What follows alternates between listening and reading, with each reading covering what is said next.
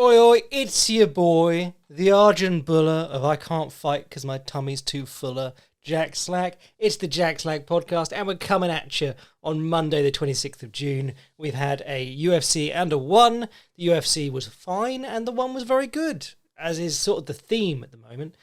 These Friday night fight cards, I cannot recommend them enough. They're free. You can watch them on YouTube. They're bringing in top ties. They're finally paying top ties a little bit more money to fight a bit more dangerously in 4-ounce gloves with less clinch work, and it's fun as hell.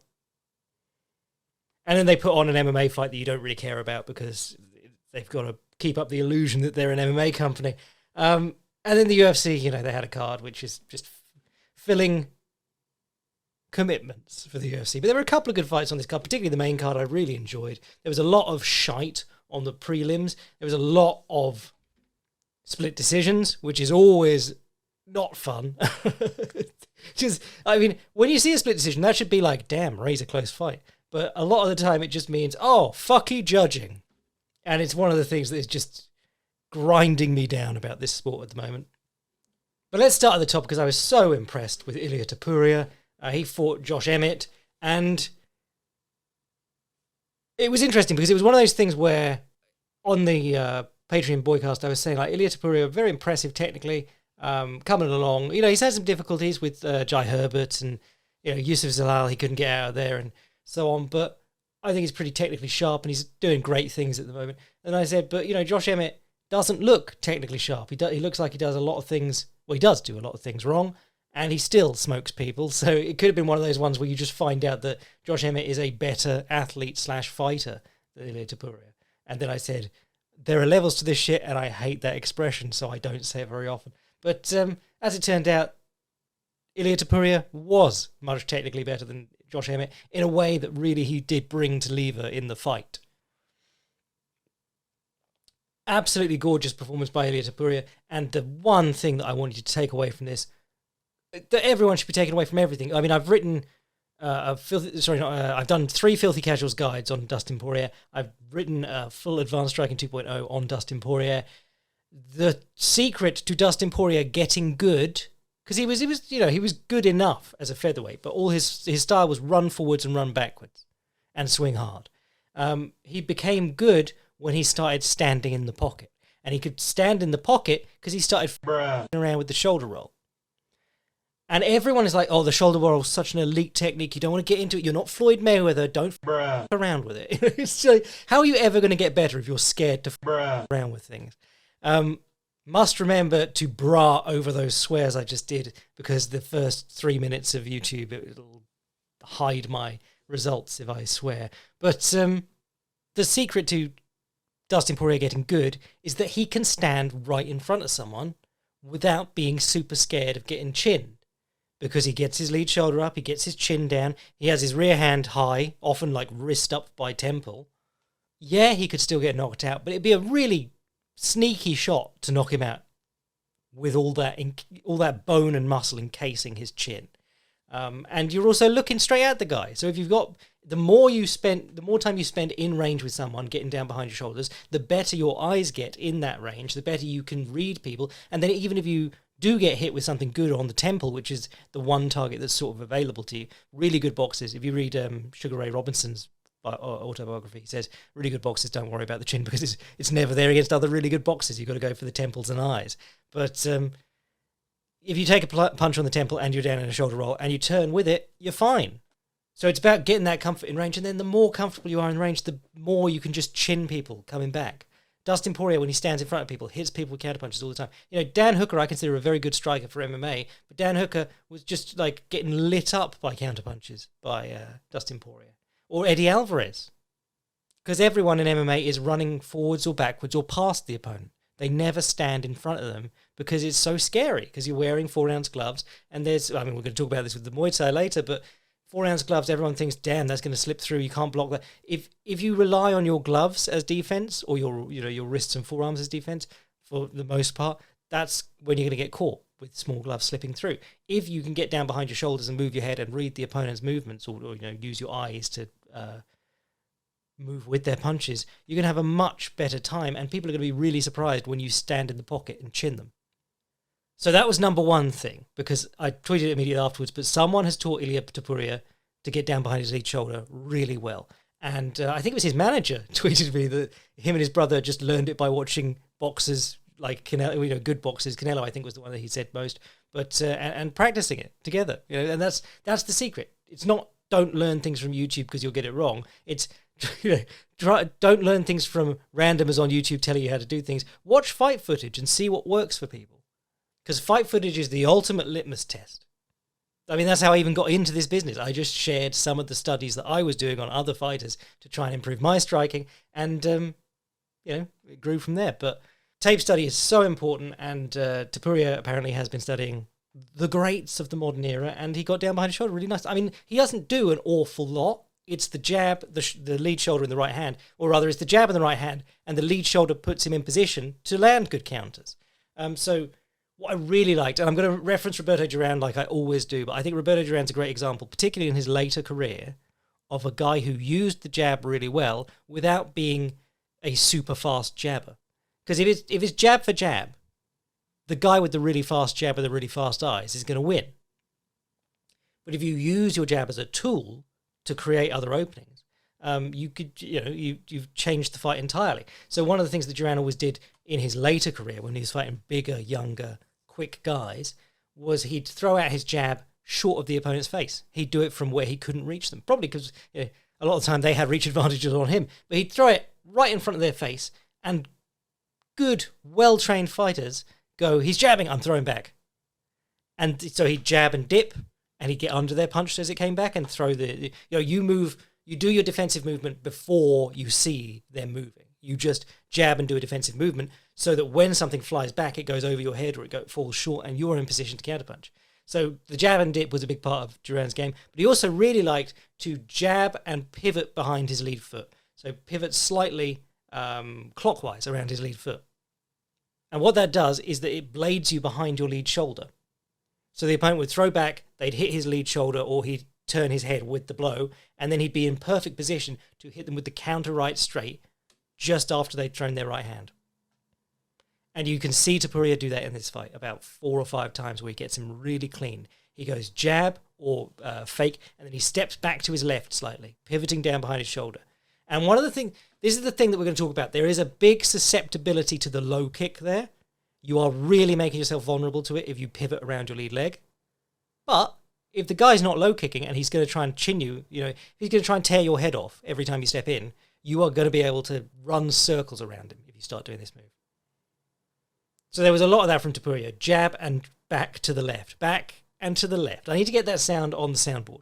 But occasionally he'd do a jab and step out to the right.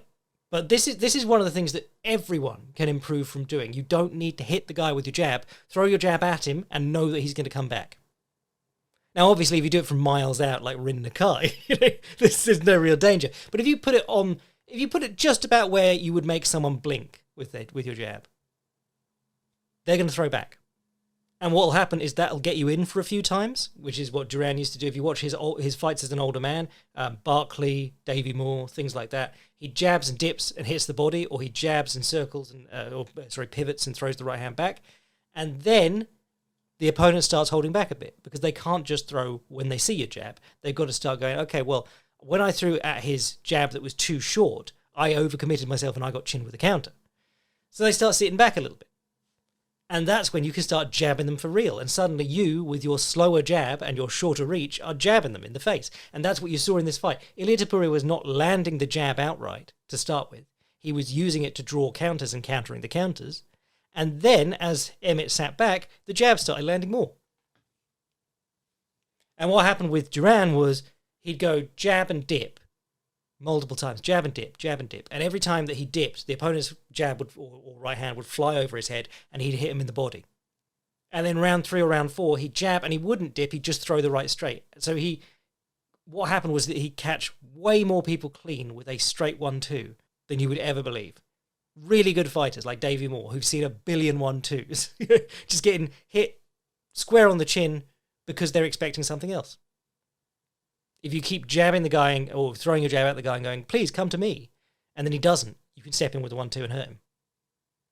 And that's what you saw again in this fight. Like, the more that Emmett sat back on the big swinging at Topuria after he jabbed, the more Topuria could start throwing combinations and getting stuck in.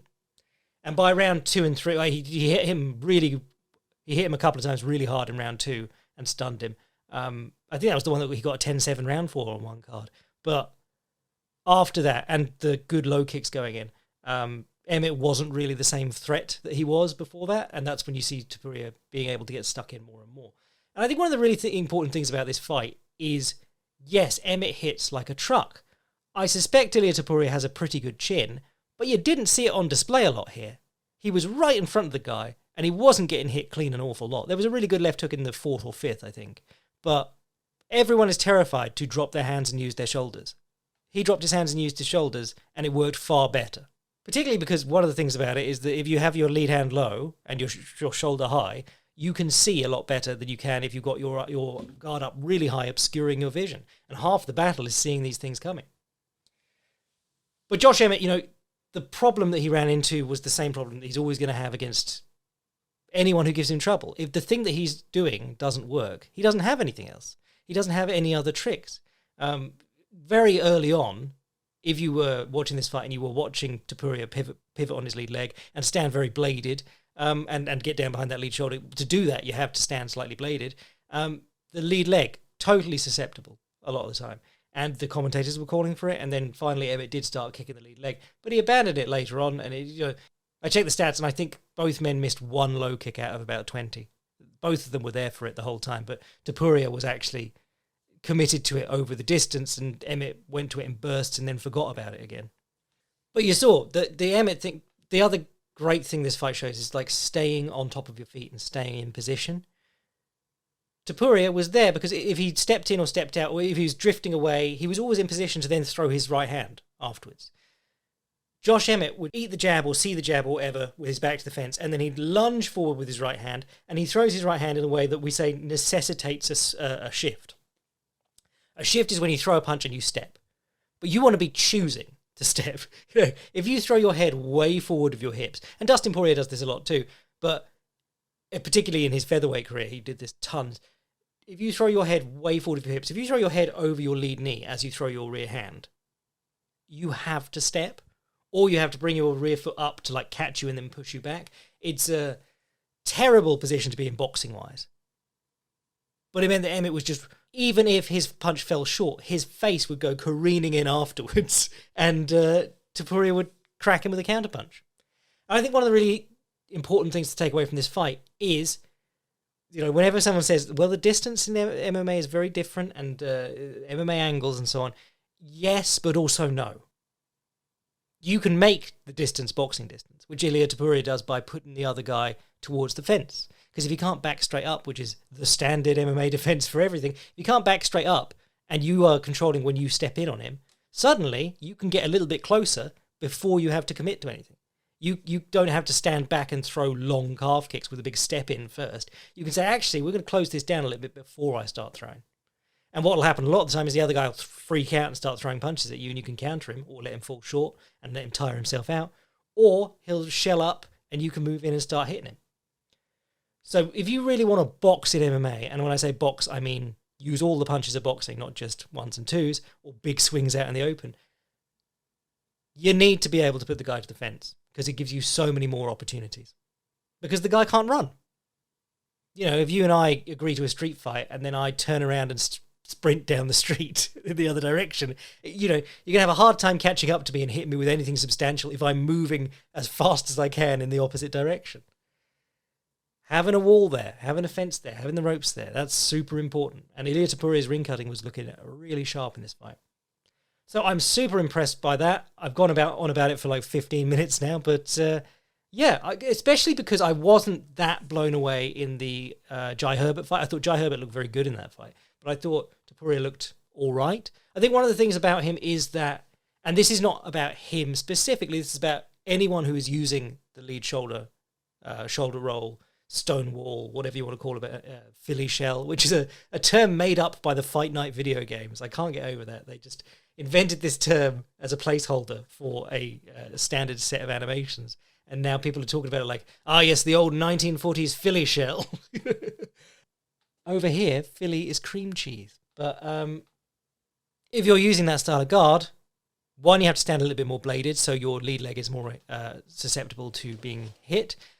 Two, the back side of your body, or your, whichever side you got in the rear, so right hand for Ilia Topuria, the right side of his body is largely protected, or almost entirely protected, by his right forearm and wrist and glove.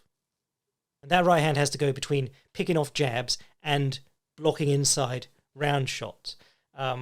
That's doubly difficult when you can start throwing up round kicks to the body, because Floyd Mayweather had to deal with the jab and the left hook coming in towards his right side. So he went between parrying the jab and stopping inside the hook with the back of his glove. In MMA, you've got the bigger task of, well, firstly, smaller gloves to pick things off, but you've got the bigger task of kicks coming up too. So you saw Jai Herbert stun him with a left high kick, but people should be throwing up left kicks against Ilia Topuria all the time. All the time.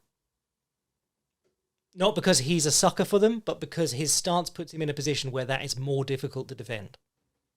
And they should be throwing low kicks all the time too.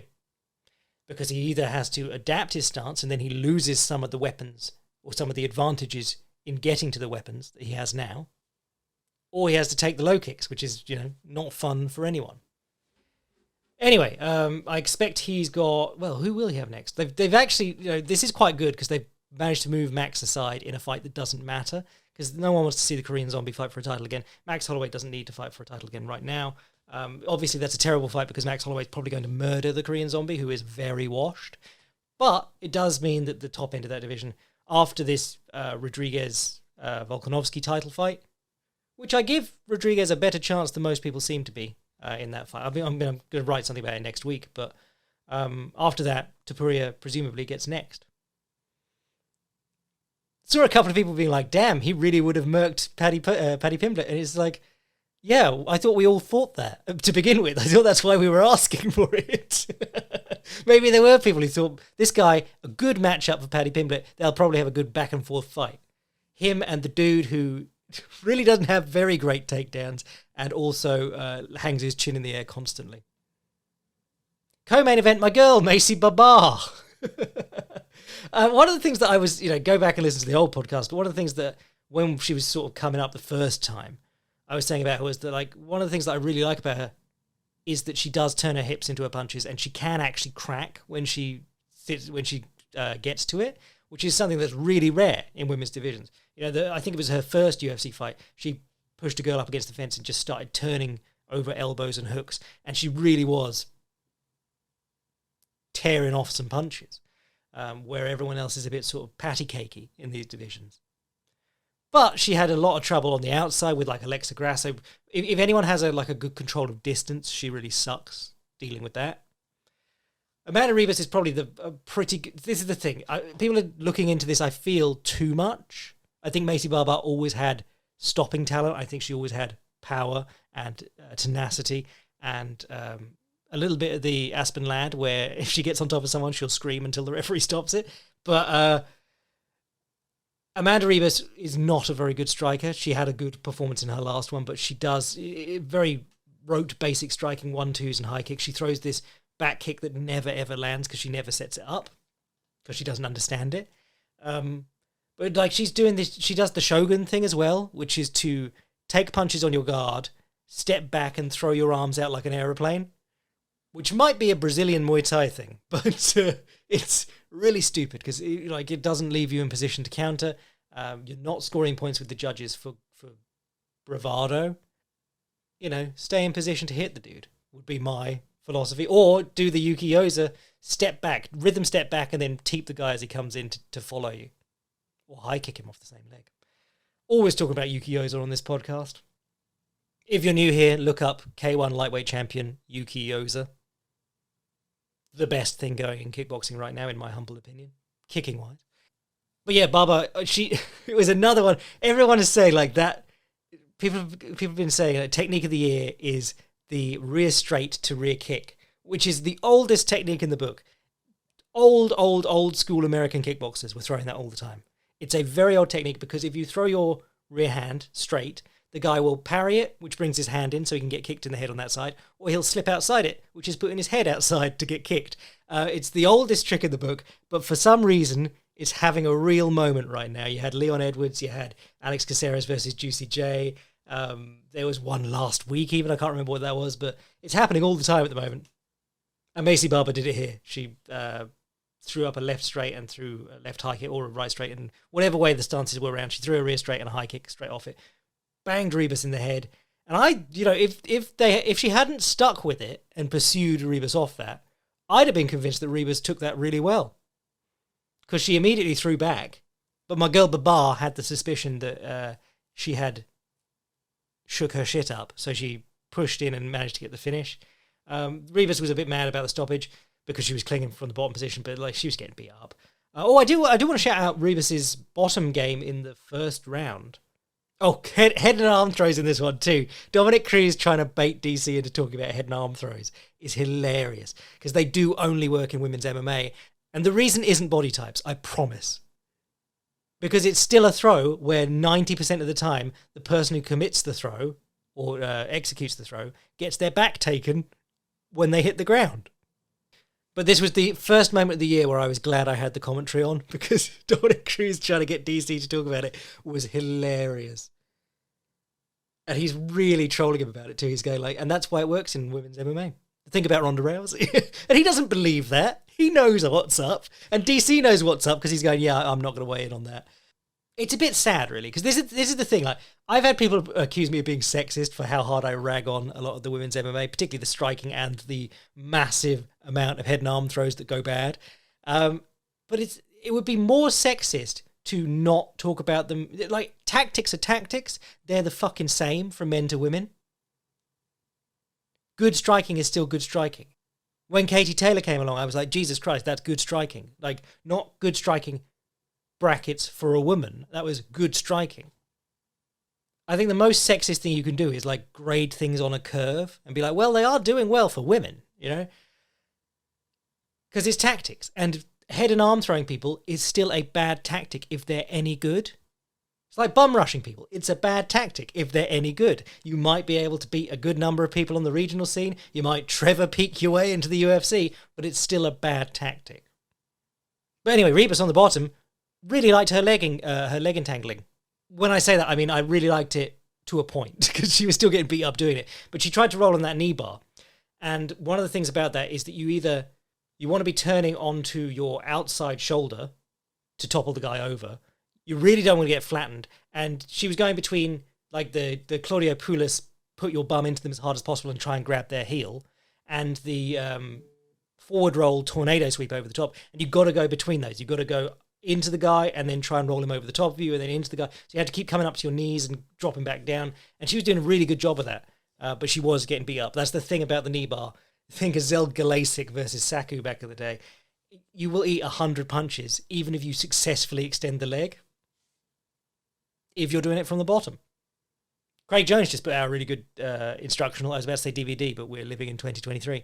He just put out a really good HD DVD Blu-ray on the knee bar called You Can't Knee Bar, which is a very famous grappling meme from a 2001 probably grappling tournament in Boston where some guy turns up, knee bars a guy, gets disqualified because it wasn't legal in that tournament. He's going, you can't knee bar? You're telling me you can't knee bar? Knee bar, there we go. But yeah, check that out. It's good stuff. And Craig's whole game has been like the bottom half guard knee bar entry, but rolling into the saddle instead and looking for inside heel hooks. Well, certainly that was his whole game for a while before he got good at everything else. That's what sort of got him famous. What else was on this card? Justin Tava versus Austin Lane. I mean, nothing happened in this fight, but I do feel kind of sad about it because, like, this, I've seen some horrible eye pokes. You will if you watch this sport, but I've seen a lot of ones where the guy is reaching out, splayed fingers. There's no possible way that what he was doing was safe. Whereas this was, the guy moved in and sort of started pushing on the face just a little bit and the finger went straight in the eye for some reason. I don't think this was deliberate at all. I don't think he was doing anything that should get him warned. I saw him push off the face earlier than that, but you're pushing off the face with the palm and the fingers are going up over the forehead, that's fine. If you watch someone like Israel Adesanya, when he frames off people, off their faces and off their shoulders, he always points his hand to the side so that his fingers are always pointing off one side of their face. And that's not only like it keeps him safe from getting warned or getting those accidental eye pokes that can add up and start costing you points or costing you fights, but it's also just a classy move. So if you're framing with your left hand on the side of the guy's face or whatever, point your fingers off to the right. Watch his fight with Brad Tavares for tons of that. Because it's a fight, you should be able to push someone's face. It's just don't put your fucking fingers in their eyes. But yes, I do feel for Justin Taffa. I mean, I would happily never watch a Taffa fight, but I'll never judge anyone for getting very upset almost immediately after eye pokes. The Bilal Muhammad thing was very scary, the Leon Edwards one, because he immediately started screaming because he thought he'd lost his sight, which is a really horrible thing to have to think about. I think we're at the point now where nothing is going to get done about these gloves, probably for the next 20 years or so, unless another organisation comes up with a better one and starts upstaging the UFC so much that the UFC have to adopt it. But I think we're stuck with this now, unfortunately. Let's use those ridiculous mittens from Enter the Dragon, is what I'm saying. David Onama versus Gabriel Santos was good, and everyone was tweeting about Obama at the time. I was really confused. I was like, is there a fighter called Obama on? Because I wasn't watching this live. And then I remembered Onama was fighting. He was fighting Gabriel Santos, who's, decent. I really liked what Santos was doing, actually. Dom Cruz was talking about Davy Ramos and the armbar, and I thought, is he just thinking about Davy Ramos's cool, super famous ADCC winning armbar, where I think it was Lucas Lepre, he jumped straight over his guard into an armbar. It was crazy, and he did it at the finals. It's basically unanimously agreed to be the greatest submission in ADCC history. And Davy Ramos was sort of like just entering for fun that year. I think he got bronze in the Worlds at one point or something like that. And in Nogi, he'd never really done much of it before. He was fully committed to being a UFC fighter. He just turned up at this ADCC and won one year. He was not a favourite. He was not even really considered. And he just, it was like, this is Lucas Lepre's year at last to win ADCC because he's won everything else in the gi and no gi. And Davy Ramos just jumped over his guard and armbarred him. But they were talking about armbars from the bottom, which was quite interesting. And yeah, man, this guy's armbar, I'm always talking about the armbar from guard as like, it will not, I think this was part of this guy's problem too.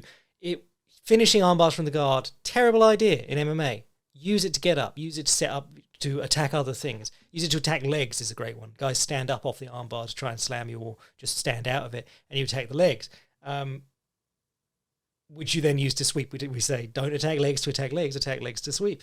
I'm always talking about Charles Oliveira because everything he does starts with the armbar. He throws it up and he does not give a shit about it because he's never finished that armbar ever. He finished a triangle armbar against Darren Elkins before anyone corrects me, but that's a different thing. He throws up the armbar, the guy pulls his arm back, he goes to the triangle. He throws up the armbar, the guy tries to squirm his arm out of it, he goes to the omoplata. Throws up the armbar, the guy pulls the arm back, he rolls to his knees and stands up. There's dozens of examples of him doing it in the UFC. He did almost armbar Jeremy Stevens with his head against the fence, but that was the closest he's got. But Gabriel Santos, what I really liked about his armbar in this one was he's still doing the hand inside the thigh. I've heard it called a Sambo armbar, because the traditional jiu-jitsu armbar, you put your feet on the hips and you turn yourself around. But in MMA, guys tend to do the Fedor-style armbar. You reach inside the thigh and you pull your head towards them. You pull your head towards their knee and you use that to turn your hips and swing the leg up. What I thought was really cool about Gabriel Santos was he was using this sort of scissoring of his legs, not to put in a knee shield, but he sort of straightened his legs out and then turned it so that his thighs were in contact with the sides of Onama's body. And he turned his thighs so that both the knees were pointing in the same direction, and that sort of turned his hips onto the side. Really cool. If you go watch him do that again, he does that little move, and then he's already sort of squeezed his hips out to a little angle. So then he grabs the leg and he throws up the armbar. Really cool. I'm going to start playing with that a lot. I've heard people talk about using their hips in that way. I think Cyborg or Brew used to talk about it. But I've never really committed to learning it. I always just put my feet on the hips all the time. But of course, if you're fighting good fighters, particularly like people from the Team Quest sort of lineage and people like that, they're very good at stripping feet off their hips. Just dropping a hip to take the foot off and then start hitting you from close guard again. But man, this guy's armbar deserves studying because it's slick. But this fight played out a bit like a mini version of Czech Congo versus Sergey Heritanov in Bellator maybe last year, which I thought was a really good fight, actually. You should check it out. But Czech Congo was being run ragged by Sergey Heritanov, who was walking him down, hitting him with dipping jabs and stunning him. Czech Congo's running along the fence. It's a giant cage, so he's running circles around it while Sergey Haritanov's just battering him. And then at some point, Czech Congo goes, shit, throws up a knee as Sergey Haritanov's coming in, hits him in the belly, and Sergey Heritanov bends over and goes, ooh, and then goes back to it, goes back to walking forwards. And basically, Czech Congo works out, or if he's walking forwards, his belly's always there. And Sergey Haritanov's going, please don't touch my belly. And he eventually finishes him just with knees to the body and hitting him afterwards. But the knees to the body, the intercepting knee as he's pushing forward, really upset him. And in that first round and the second round, actually, Onama really upset Santos with some knees to the body and also threatening him to the head, because Santos had been walking him down and battering him up to that point. And then the end came off, I think, an attempted intercepting knee that stood him up, and then a couple of punches, and then a really nice uppercut knocked him out. Good performance from Onama. His first one with a new gym, because he had to leave Kraus, obviously, because of all the unpleasantness. Anything else worth talking about on this card? Matusz Rebecki versus Loic Ravradov, whatever his name was. This was crazy, because I was watching this, and I genuinely thought it was a light heavyweight fight. Because, firstly, they looked gigantic, but secondly, there wasn't an awful lot going on. Just big punches, and the other guy not really knowing what to do, and then both being gigantic. And then they said halfway through in this lightweight bout, and I went, what? Rebecki obviously hits very hard, but does not have a great depth of skill, it doesn't seem, or a very deep skill set, or a lot of setups, to be honest. And Ravradov, or whatever his name was, just seemed to be lumbering around waiting to get hit. It did not look very lightweight in terms of skill. And then the other one that I wanted to talk about was Brendan Allen versus Bruno Silva. Brendan Allen's constantly sort of surprising me. He's one of those guys who I think he has a lot of cooler ideas. And ideas are great on offense, because that's what you do. You have to be creative to be effective on offense. They're not, where you sort of get let down is defense. Your defense is what stops you from getting chinned by people like Chris Curtis or even Sean Strickland. So he has these slips and stumbles, but his offensive work is really good. I really liked in this fight. He was throwing up the high kick on the open side. He was orthodox and Silva was southpaw, I believe, or the other way around. But he was throwing up the rear kick to keep Silva's hand at home, but also to stand him up. And he did a really nice one where he threw the rear kick, where he threw the rear round kick, pounded into the arms, and with his lead hand, he grabbed Silva's wrist, pushed it down and grabbed an underhook, and had that pinch headlock and started kneeing, and then pushed him to the fence and started wrestling from there. Really liked that. I think it's called a wrist roll, when you take the guy's wrist in your hand and you push it down and then you dig the underhook on that side. But he did it off a high kick. It was very cool. And then when they hit the mat, he was in closed guard of Silva, and he was hitting him, and he watched his hand fighting, because I really liked it. He got his right hand on Silva's left as Silva was covering up, pushed it across to his left hand, so he's holding it with a cross grip, starts punching him over and under the elbow while Silva's hand is Silva's elbow is sort of across his face. And then as Silva's pulling his arm back, he switches hands again, goes straight grip and drops an elbow down the center with the hand that was holding. Really nice hand fighting exchanges in that little bit in Silva's guard. He gets on Silva's back, chokes him out. Really impressive. Silva's having a rough run though. Oh, actually, no, he did just knock out Brad Tavares. But man, how did this guy go the distance with Alex Pereira and then get knocked out by... Well, no, he didn't get knocked out by Meerschaert, but he got beat up on the feet by Meerschaert. And now Allen. So that's the UFC's done. There was a few interesting things on here. Superlek fought a guy who was 6'2". This is at 135 pounds, so he's absolutely dwarfed. Superlek, an enormous kicker. But it's always interesting with size disparities like this, because Superlek, there's no clean way to do this. There's a lot of Superlek sort of jumping in after this guy.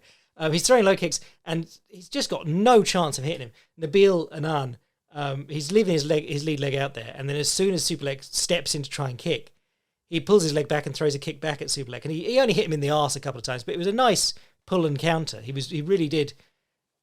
You could see that he does that a lot against people, because especially against tall people in kickboxing, if they stand nice and long, the lead leg's just so out there as the nearest thing to you that you're going to go for it basically. It's kind of like Valentina Shevchenko, not a very tall person in her division, but because she's quite elusive and she leaves that lead leg out there, she can get people to swing at it, even though half her counters involve pulling that leg back and then throwing a silly back kick or a back fist.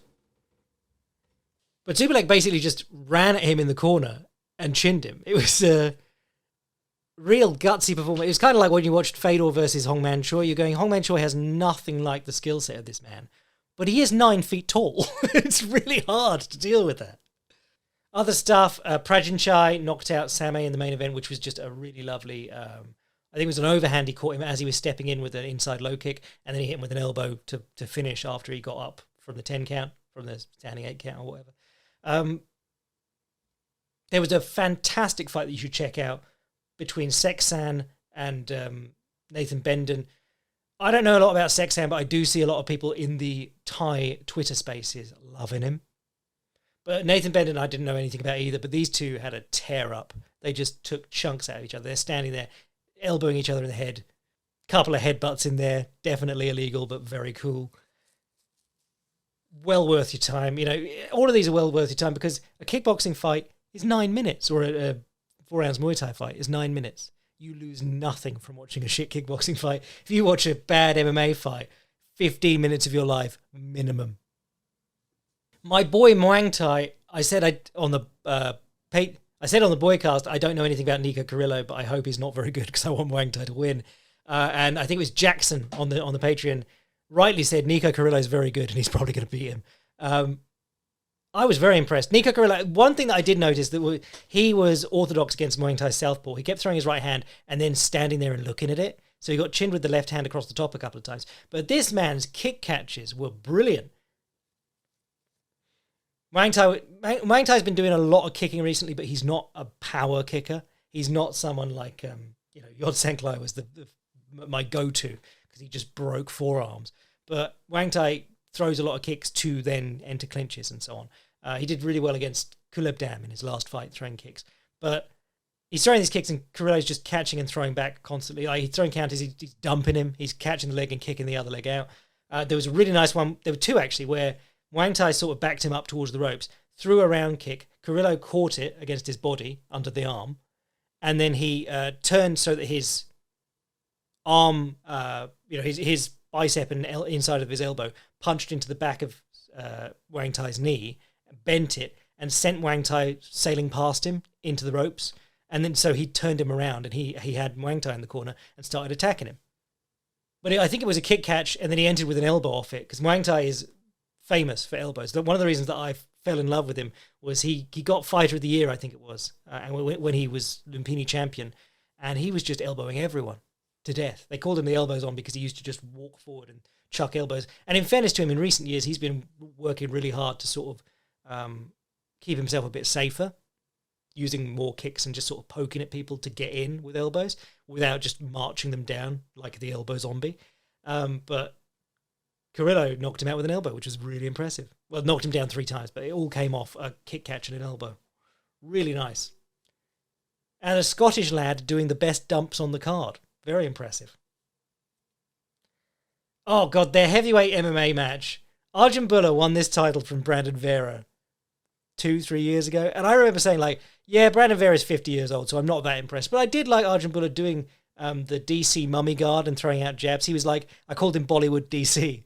And I never thought he was a good fighter. But, man, he's been trying to stay out of the ring for ages because, one, weren't paying him enough. They were desperate to do this big Indian push, but they also didn't want to pay him. He came back. Malakin has been wanting this fight for ages. He's a very scary guy. And Malakin beat the shit out of him. Arjun Bulla, he did sort of Homer Simpson it. He was very tough, I'd say. He took 3 rounds of Malakin just walking up to him and throwing Tyson's lever, I used to call it, the lever punch that Tyson used to love. Right hook to the body, right uppercut immediately up the centre. Kept doing that to him, hit him with hundreds of punches and just TKO'd him on the ground afterwards. People were being like, oh, Arjun Bulla's rolling out of the ring, what a coward. And I'm like, the ring's shit. Don't have fights in a ring. Don't have MMA fights in a ring if you don't want to see people rolling out. Happens every single Rising event, and we're not calling them all cowards. Yeah, I mean, Arjun Bulla, what did you... People were being very harsh to him. Liam Harrison, who is a Muay Thai fighter with one, and a British Muay Thai legend, to be fair. He's like, I don't know much about MMA, but how was this guy the heavyweight world champion? And it is a fair point, because one has had no good heavyweights up until now. Brandon Vera was their heavyweight champion at 50 years old or whatever. Their heavyweight division has historically been a joke. But they put Bulla there. They put him in that position. They pushed him. They said that he was the best in the world. It's not his fault. He's a guy who lost by, I think, one of only 2 omoplatas in UFC history, and he did it at heavyweight. He went life and death with Juan Adams. He was never a great fighter. He was never a very good fighter, but they made him, they pretended he was. And then to turn around and be like, oh, how did that happen? Very silly. Oh, and another guy I loved on this card, Tong Poon, legend. This guy's name is Thong Poon, all one word, but Tong Poon because it's Thai.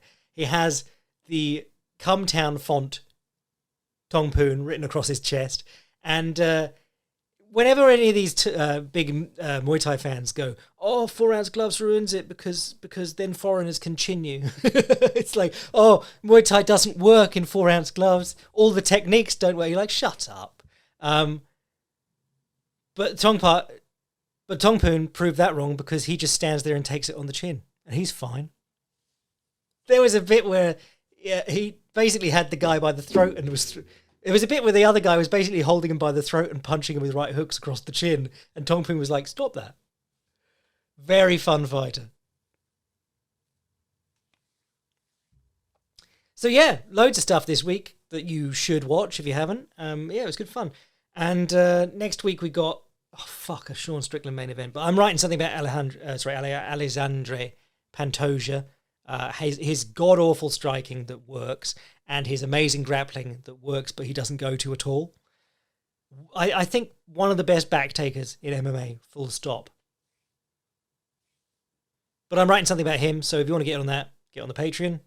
I wrote something about Rijin Ersil last week. I wrote something about Yuki Yoza the week before that. I'm writing loads at the moment.